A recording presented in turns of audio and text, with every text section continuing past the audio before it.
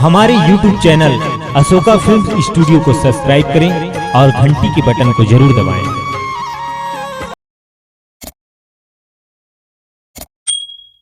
बोलो देश देवी दशा माता की।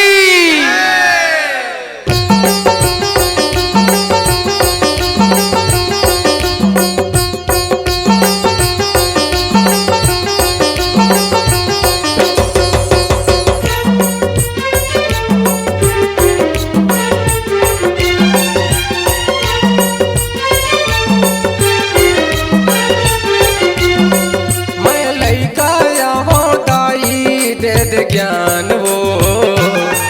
मैं लइका आवो दाई दे दे ज्ञान वो मुरकोती कर ले दाई तुरको ज्ञान वो मुरको नुकरे माया दुलार वो मैं लइका आवो दाई दे दे ज्ञान वो मैं लइका आवो दाई दे दे ज्ञान वो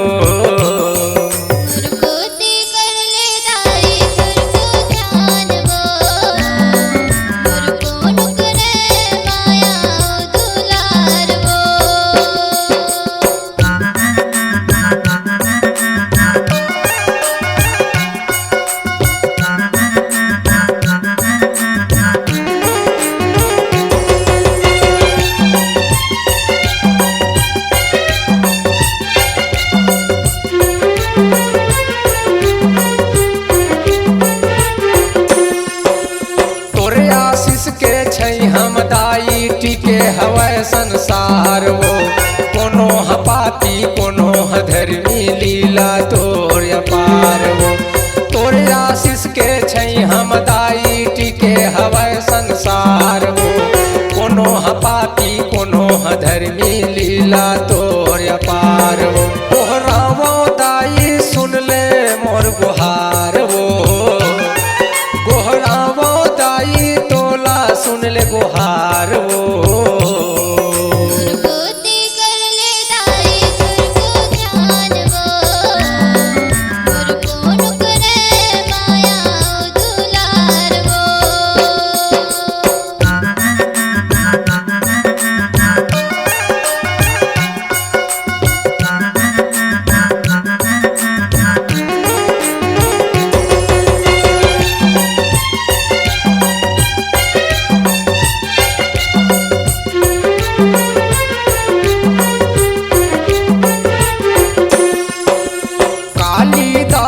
खप्पर वाली तोला मैं बलाओ पान फूल नरियर दाई तोला मैं मनाओ काली दाई खप्पर वाली तोला मैं बलाओ पान फूल नरियर दाई तोला मैं मनाओ पर संकट दाई महुलब बार वो पर संकट दाई महुलब बार वो मुरकोती कर ले दाई तुरको ज्ञान वो मुरको नुकरे माया दुलार वो